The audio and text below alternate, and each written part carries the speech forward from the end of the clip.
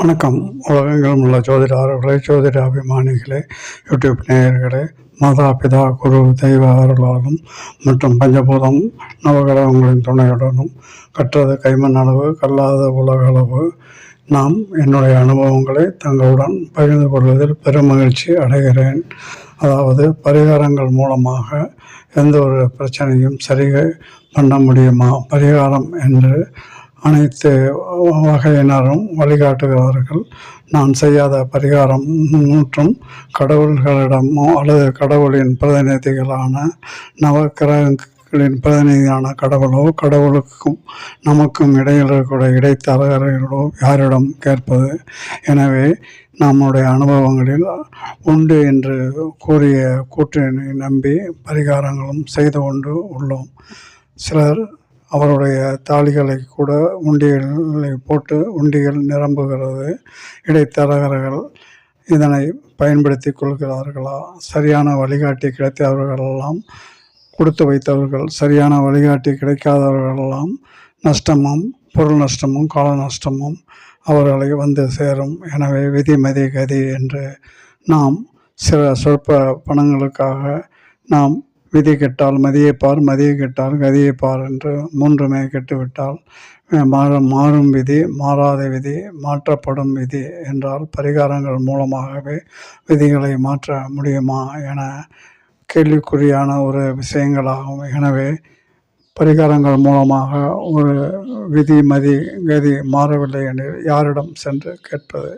அதற்காக வழிகள் உண்டா? யாரையும் குறை சொல்லையோ யாரையும் குறை கூறும் நோக்கத்தில் வெளியிடப்பட்ட பதிவுகள் அல்லவ.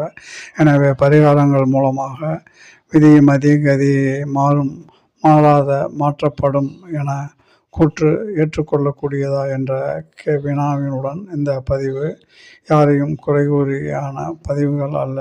எனவே நாம் என்னுடைய அனுபவங்களை சிறு பிராயம் முதல் பக்கத்து வீடு அல்லது நண்பர், அடுத்து ஆண் பிள்ளை என 5 குழந்தைகள் வரை, அடுத்தடுத்து 5 குழந்தைகளும் பெண் குழந்தையாக பிறந்த பிறகும் 5வது குழந்தை பிறந்தால் அரசனும் ஆண்டி, 5 பெண்கள் பெற்றவன் அரசனும் ஆண்டி ஆவான் என்பது பழமொழி.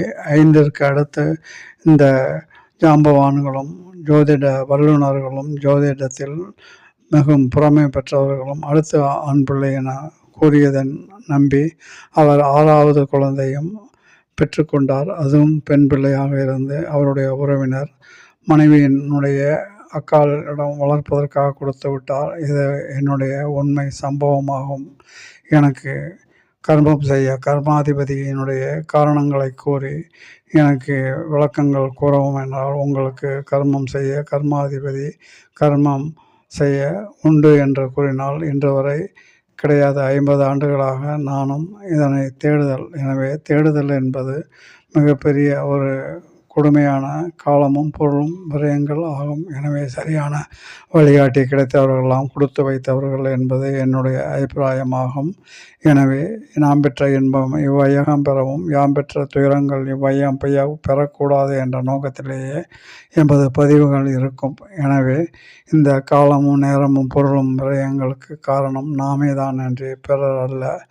எனவே பரிகாரங்கள் மூலமாக எதையும் மாற்ற முடியும் என நம்பிக்கை அவரவருடைய மனதை பொறுத்தது. கோவில்களிலே அவர்கள் கோவில் ஆதார நிலையத்துறையே செலவு செய்யக்கூடிய அனைத்து பரிகாரங்களையும் நாம் சந்தித்து வந்தாகிவிட்டது. எந்த ஒரு பரிகாரமும் பயன் அளிக்கவில்லை எனில் யாரிடம் போய் கேட்பது? கூறியவர்களிடமா அல்லது மூல நூல்களை எழுதியவர்களா? மூல நூலை பின்பற்றுபவர்களா? யாரிடம் போய் உன்னுடைய விதி மதி கதி நடைபெறவில்லை என யாரிடம் சென்று கேட்பது? அல்லது தாம் கொடுத்த தட்சணையோ அல்லது காணிக்கையவோ திரும்ப வாங்க முடியுமா? இது பொதுப்பட்டியலோ அல்லது நுகர்வோர் பட்டியலோ இல்லை. எனவே இந்த மாய வலைகளிலிருந்து விடுதலை பெறுவதற்காகவும் சிந்திப்பதற்காகவும் சமூக முற்போக்கு சிந்தனைக்காகவும் விழிப்புணர்ச்சிக்காகவும் வெளியிடப்பட்ட பதிவு ஆகும். இதனை பல இடங்களில் நான் வலியுறுத்தி வருகிறேன். பந்தயம் கட்டி ஜோதிடம் சொல்லும் நபர்கள் வாக்கு வலிமை, வாக்கு வன்மை அல்லது வாக்கினுடைய உள்ளவர்கள் கூறிய கூற்று நடைபெற்று கொண்டுதான் உள்ளது. எனவே வாக்கு வலிமையுள்ள நபர்கள் கூறும் கூற்று அப்படியே நடைபெறும். அதற்கு பல விதிகளும் விதிவிலக்குகளும் உள்ளன. எனவே பந்தயம் கட்டி விதி நடக்கும் என்று கூறினால் அந்த விதிப்படி நடந்தே தீரும். அந்த வகையில் சொற்ப காணிக்கை, சொற்ப தட்சணைக்காக விதியை பற்றி கூறி விளக்கம் சிறு வயதில் எனக்கு கிட்டியது என்ற உண்மையை உங்களுக்கு எடுத்துரைப்பதற்காகவே இந்த பதிவு ஆகும். எனவே விதி பிரகாரம் பந்தயம் கட்டி ஜோதிடம் சொல்ல நபர்களும் உள்ளார்கள். அவருடைய வாக்குகள் அதே பலிக்கின்றது. வாக்குகள் பலித்த ஜோதிடர்கள் கிடைப்பவர்களெல்லாம் நாம் கொடுத்து வைத்தவர்கள். இன்று வரை தேடுதலில் 50 ஆண்டுகள் நிறைவு ஆன போதிலும் வாக்கு உண்மையுள்ள அல்லது சொல்வதை நடக்கும் என பந்தயம் கட்டும் நபர்கள் வெகு குறைவு. எனவே பந்தயம் கட்டி நான் கூறிய பல வகைகள் நடைபெற்று கொண்டு தான் உள்ளது. அந்த வகையில் சுய விளம்பரத்திற்காக இதனை நான் இங்கு கூறவில்லை. பந்தயம் கட்டியும் நான் இதில் வெற்றி கண்டு உள்ளேன். எனவே முதல் தர ஜோதிடர், 2ஆம் தர ஜோதிடர், பெயர் பலகையிட்டு நான் ஜோதிடர் என இந்த கட்டணம் என கூறி ஜோதிடம் பலன்களை கூறுபவர்களும். எனவே கலைகள் பலவற்றில் ஜோதிடமும் ஒரு கலை. இதற்கு மூல நூல்களின் ஆதாரங்கள் உள்ளன. பல மூல நூல்கள், பல ரிஷிகள், பல முனிவர்கள் விட்டு சென்றவை. அதில் எது சரியானது என்று நமக்கே தெரியாது. இதற்கு ஒரு சிலபஸ் அல்லது வழிகாட்டி ஏதாவது உண்டா என்றால் இது கிடையாது. எனவே இந்த விதிமதி கதி விதியை மாற்ற முடியாது. விதியை கெட்டால் மதியை பார், மதியும் கெட்டால் கதியை பார். விதியும் கெட்டு மதியும் கெட்டு கதியும் கெட்டால் யாரை போய் பார்ப்பது? அல்லது சொன்னவரை போய் கேட்க முடியுமா? அல்லது கடவுளிடம் கேட்க முடியுமா? கடவுள் நவக்கோள்களிடம் கேட்க முடியுமா? நவக்கோள்களின் பிரதிநிதியான கடவுளை கேட்க முடியுமா? கடவுளுக்கும் நமக்கும் இடைப்பட்ட இடைத்தரகர்களை கேட்ட முடியுமா? எனவே நடக்கும் என்பது நடக்காது, நடக்கும் என்பது நடக்காது என்பது நடந்துவிடும் என்பது தான் உண்மை. இதுவே விதி. விதிப்படி விதி வழியே மதி. எனவே விதி வழியே மதி, மதி வழியே கதி எனதான் கூறவிடும். எனவே அவரவர்களுடைய வாழ்நாளில் அவரவர்களுக்கு விதிப்படி நடக்க வேண்டியது நடந்தே தீரும் என்பது எனது அனுபவ அறிவு ஆகும். எனவே அனுபவ அறிவு அனுபவசாலிகள் கூறும் கூற்று 100% மேல் உண்மையாக இருக்கும். எனவே யாரிடம் போய் நாம் தேடினாலும் விதி நமக்கு கண்ணுக்கு தெரிய போவதில்லை. விதி மதி கதியை நாம் பின்பற்றினால் விதிவசத்தால் நமக்கு வந்து சேர வேண்டிய அனைத்து பலன்களும் நம்மை வந்து சேரும் என்பது எனது அனுபவம். கடைசி காலத்திலாவது உங்களுக்கு கிடைக்க வேண்டிய அனைத்து பலன்களும் உங்களை வந்து அடையும். எனவே ஏமாறுவதும் ஏமாறாமல் இருப்பதும், நம்புவதும் நம்பாமல் இருப்பதும் அவரவர்களுடைய மனம், எண்ணம், சிந்தை மற்றும் அறிவை பொறுத்து விழிப்புணர்ச்சிக்கான பதிவு ஆகும், சிந்தனைக்கான பதிவு ஆகும். எவரையும் குறை சொல்லவோ எவரையும் குற்றம் கூறுவதற்காகவோ இந்த பதிவு வெளியிடப்படவில்லை.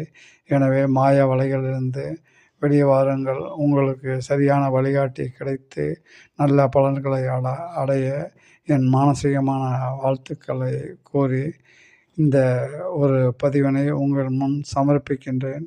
பயனடையவும் யாராருக்கெல்லாம் கொடுத்து வைத்திருக்கிறதோ அவர்களெல்லாம் இந்த பதிவினை கண்டு விழிப்புணர்ச்சி சிந்தித்து உங்களுடைய நல்ல பாதையை தேர்வு செய்து கொள்ளுங்கள்.